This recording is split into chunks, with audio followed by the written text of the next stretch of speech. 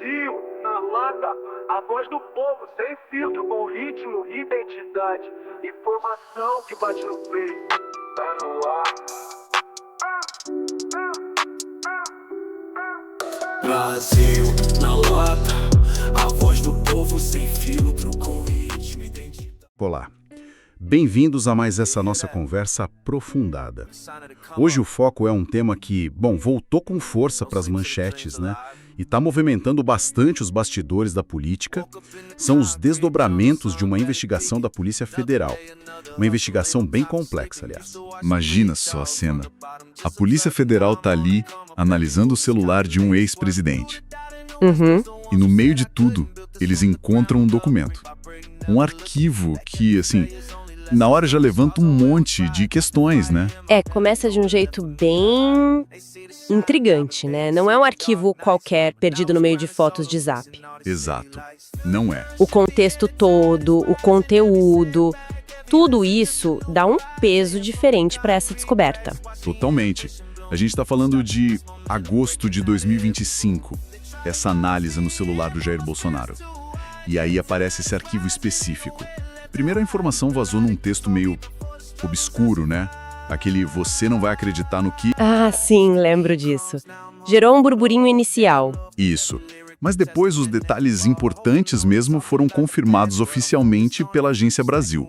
Então, o que a gente vai fazer hoje é mergulhar a fundo nisso, ver os detalhes do documento, o que ele dizia, as interpretações que surgiram, que são bem diferentes. Conflitantes até. Isso, conflitantes. E tentar entender o que tudo isso pode significar no cenário geral. Olha, é um cenário que realmente prende a atenção, porque você tem um documento digital, um nome de arquivo bem específico. Sugestivo, né? Muito. E tudo isso num momento político que já estava, digamos, bem delicado. Então, vamos lá, vamos tentar montar esse quebra-cabeça. Começando pelo básico. O que exatamente a perícia encontrou? Certo. Então, o que a PF achou foi um documento de texto, 33 páginas, no celular. Nossa, E o nome do arquivo era bem direto ao ponto. Carta Jair Messias Bolsonaro. Já no nome, né? Sugere autoria ou pelo menos que ele era o foco principal daquilo ali. Pois é. E o conteúdo dessas 33 páginas? O que tinha ali dentro? Bom, aí que a história fica interessante. Essencialmente, era um rascunho, uma minuta. Um rascunho de quê? De um pedido de asilo político. E o destinatário seria o presidente da Argentina. Asilo político pra Argentina. Pro Milei? Uau, sim. E tinha um trecho lá que era particularmente forte, sabe? Dizia algo como: "Sou em meu país de origem, perseguido por motivos e por delitos essencialmente políticos." Perseguido por motivos políticos.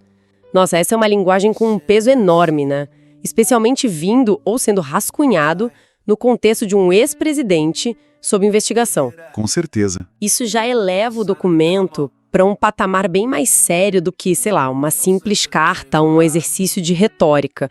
A escolha dessas palavras é muito significativa.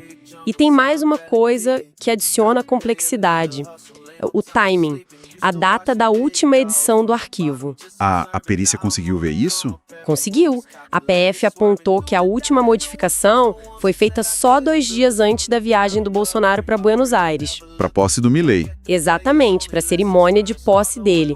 É aí que a sequência dos fatos começa a, gerar muita especulação, né? Sem dúvida nenhuma. O que é fascinante aqui é justamente essa combinação de fatores, né? A linguagem que você mencionou, perseguido por motivos políticos, o destinatário, o presidente argentino. Certo. E o timing, a edição tão próxima da viagem. Isso, para qualquer investigador, levanta na hora a questão da intenção, né?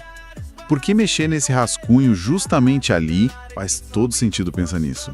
Não é só o que está escrito, mas quando foi mexido e em que contexto maior tudo isso se encaixa, né? Perfeito. E diante dessa combinação toda, como é que a Polícia Federal interpretou isso? Qual foi a leitura dele sobre esse arquivo .docx? Olha, a interpretação da PF, pelo que foi divulgado e depois confirmada pela Agência Brasil, foi bem direta, bem incisiva. Para eles, esse documento não era só uma ideia jogada lá, um pensamento aleatório. Foi visto como parte de um plano, um suposto plano de fuga. Plano de fuga. Exatamente. A leitura foi que o Bolsonaro estaria, digamos, preparando o terreno para poder sair do Brasil. Para evitar o quê? Para evitar o avanço das investigações contra ele, principalmente aquelas ligadas à suposta tentativa de golpe de Estado depois das eleições, né? Entendi. E essa interpretação da PF não veio do nada, né? Tinha outras coisas acontecendo naquela época que meio que pintavam esse quadro. Exatamente. O contexto é fundamental aqui. No mesmíssimo dia em que esses detalhes do documento vieram a público, a PF também deu um passo importante em outra frente. Qual? Concluiu um inquérito e indiciou formalmente o Jair Bolsonaro e o filho dele, o deputado Eduardo Bolsonaro. Indiciou. Quer dizer, apontou que havia suspeita suficiente para um processo. Isso. É um passo formal da investigação. E as acusações eram bem graves. Pode detalhar um pouco essas acusações? A gente ouve esses termos, mas às vezes não fica tão claro o que significam. Claro, as acusações foram de coação no curso do processo. Que é basicamente tentar atrapalhar a investigação, né? Pressionar a testemunha, sumir com prova. Exato, esse tipo de coisa.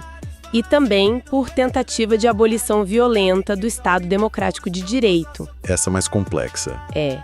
Se refere a atos que buscam impedir ou restringir, usando força ou ameaça grave, o funcionamento normal dos poderes, como, por exemplo, tentar reverter uma eleição legítima por meios que não são democráticos. Entendi. Essas acusações estavam ligadas às investigações do 8 de janeiro e outras ações consideradas antidemocráticas. Ok, então o cenário quando o documento apareceu já era de uma pressão judicial bem forte em cima do ex-presidente e da família. Muita pressão.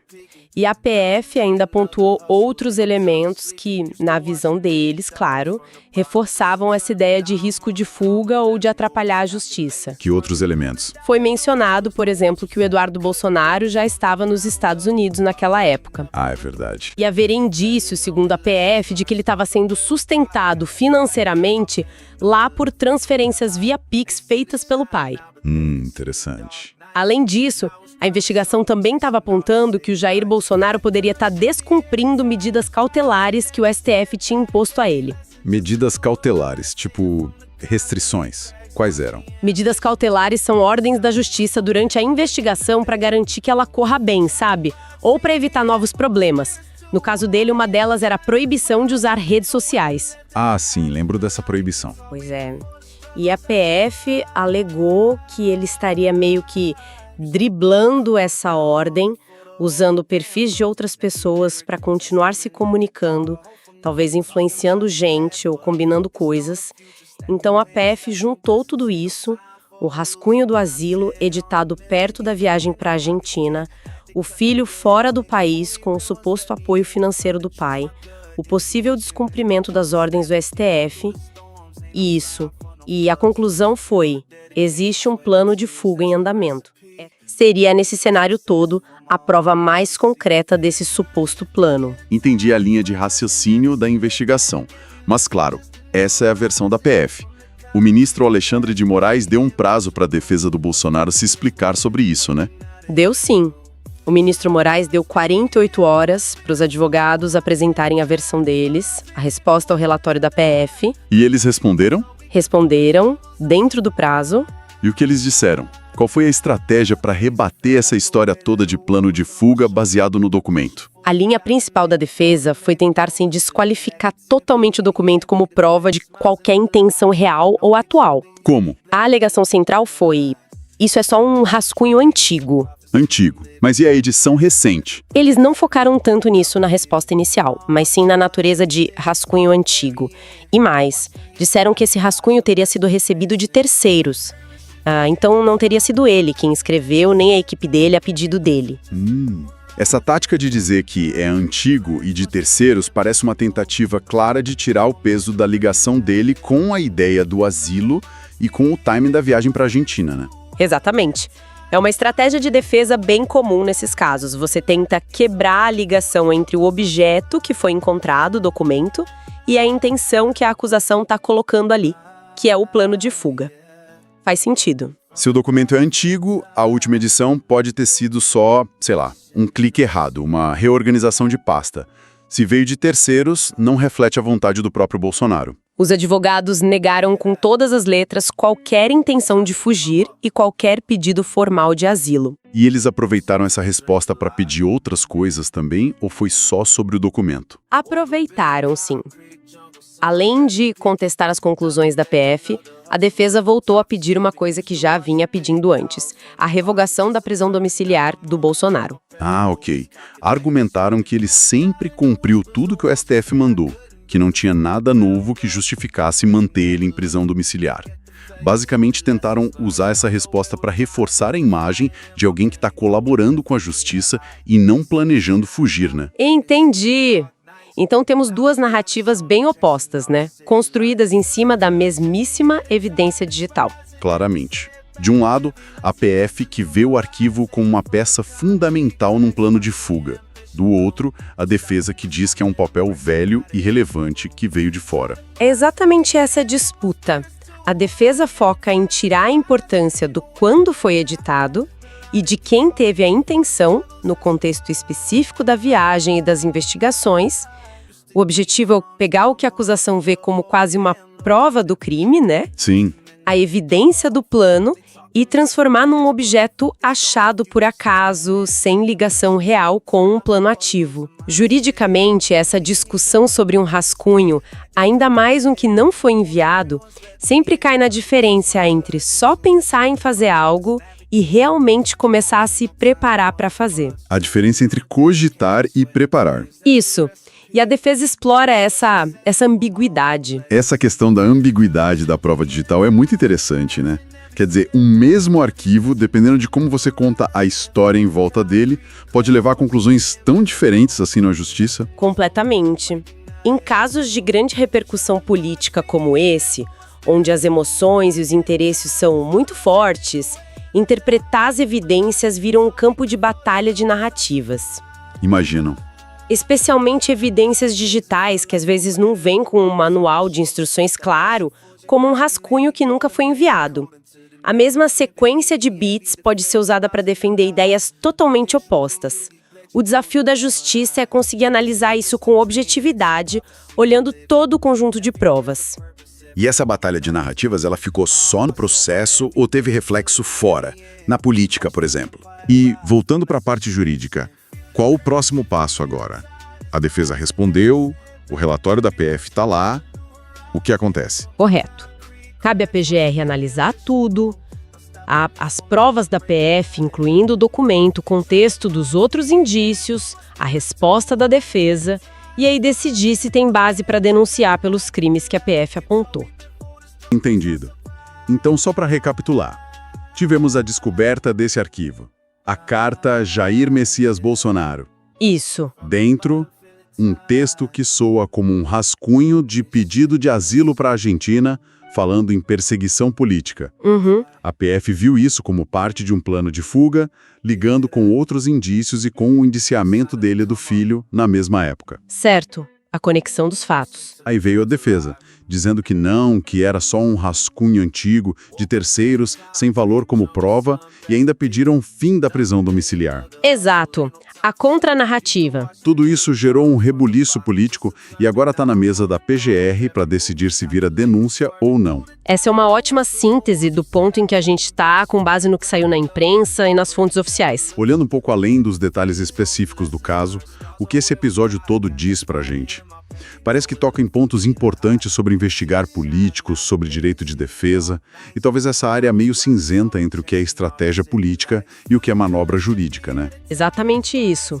O que a gente vê aqui é mais um capítulo desse debate intenso no Brasil sobre onde termina a ação política e onde começa o uso de ferramentas legais ou até a ideia de usar como um pedido de asilo como uma resposta a processos na justiça, processos que, por um lado, são vistos como perseguição política. Nessa percepção de perseguição é um elemento forte, né? Muito forte. E isso reflete diretamente as tensões, a complexidade do nosso cenário político e jurídico atual. As linhas entre acusação, defesa e o próprio jogo político muitas vezes ficam bem borradas. levanta a questão de como a justiça lida com essa mistura toda. Com certeza.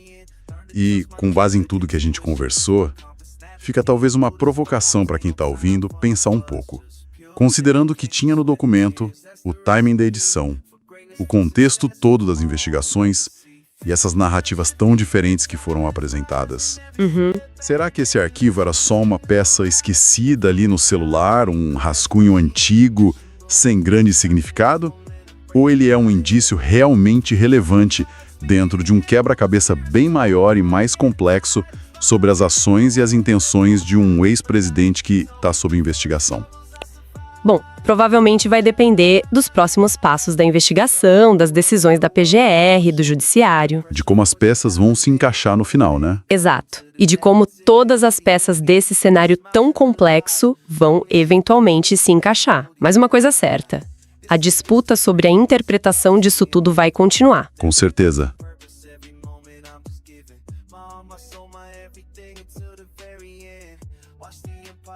Esse foi o Brasil na lata.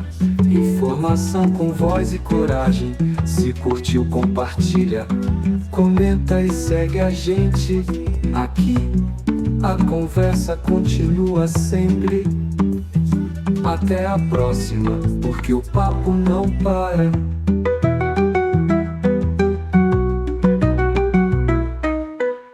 Esse foi o Brasil na lata.